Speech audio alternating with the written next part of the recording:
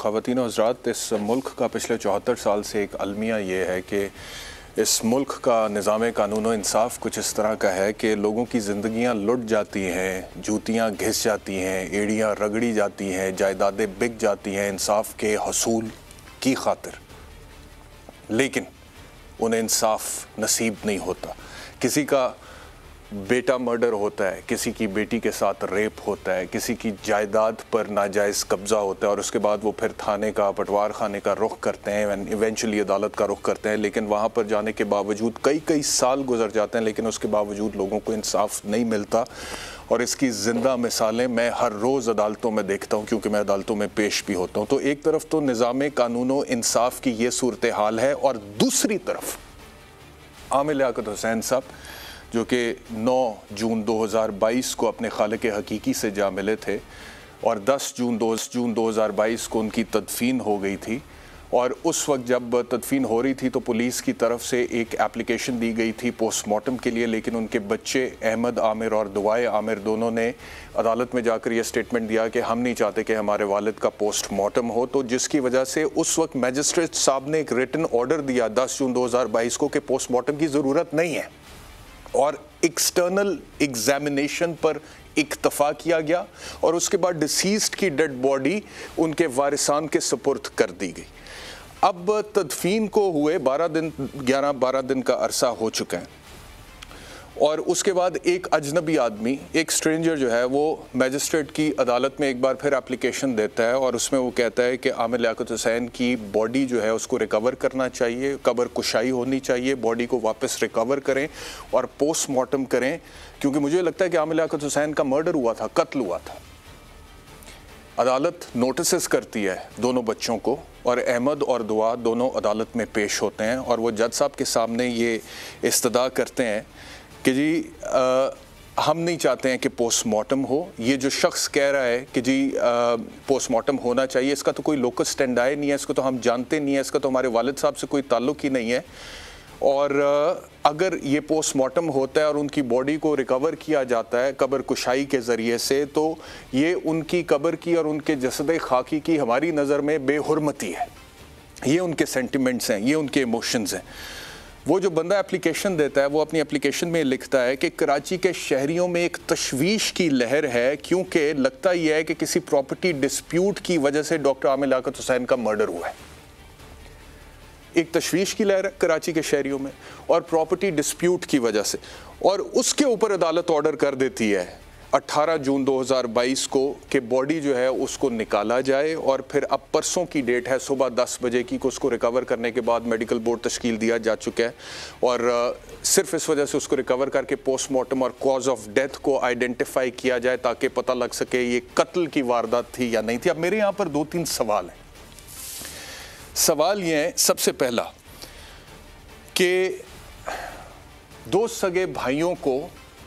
सजाए मौत दी trial court ने, उसके बाद उस फैसले को बरकरार रखा हाई कोर्ट ने, और उसके बाद वो सुप्रीम कोर्ट जाते हैं तो सुप्रीम कोर्ट उनको बाइज्जत तौर पर बरी करती है, ये कहकर कि ट्रायल कोर्ट का फैसला और हाई कोर्ट का फैसला गलत था, लिहाजा इनको रिलीज़ कर दिया जाए। जब पता किया जाता है, ये रहीम यार खान की मैं बात आपसे कर रहा हूँ, पता किया जाता है कि वो भाई अब जेल में है तो उनको रिलीज़ कर दिया जाए, तो पता लगता है कि कई साल पहले उन्हें तो फांसी की सज़ा पे एग्जीक्यूशन हो चुकी, दे दी है सज़ा।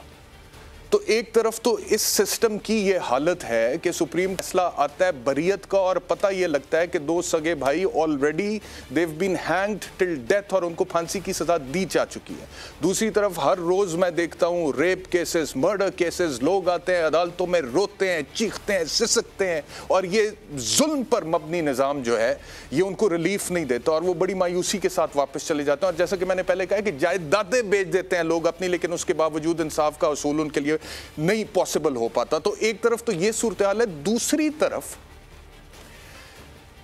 कोई मर्डर के हवाले से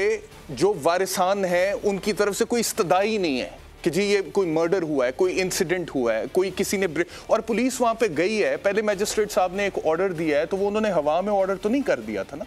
उन्होंने जो भी पुलिस वहां पर उस वक्त गई थी उन्होंने तमाम मामला देखे थे।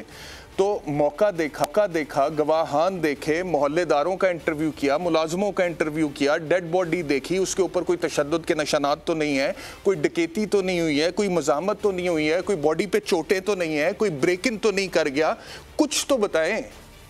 میجسٹریٹ صاحب نے just because he has the authority under section 174 and 176 of the Code of Criminal Procedure that he can order the exhumation of a deceased dead body for the purposes of post-mortem, he's done it. I want a speaking order. کسی کے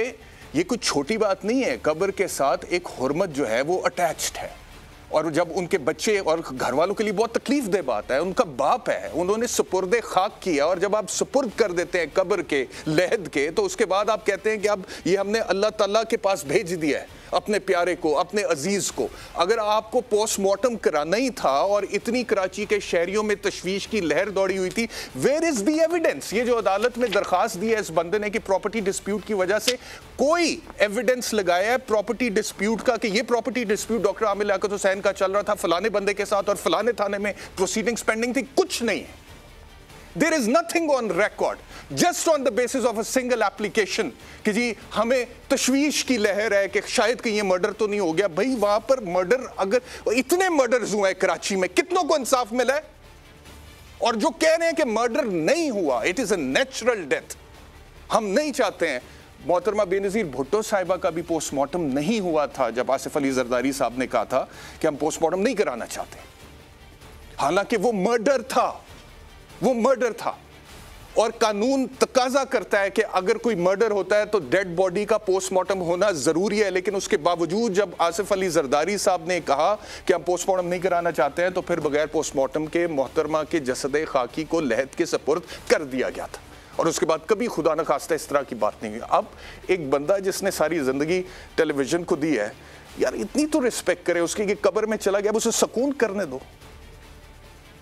اور مجھے یہ جی انصاف کرنا ہے، cause of death کو identify کرنا ہے۔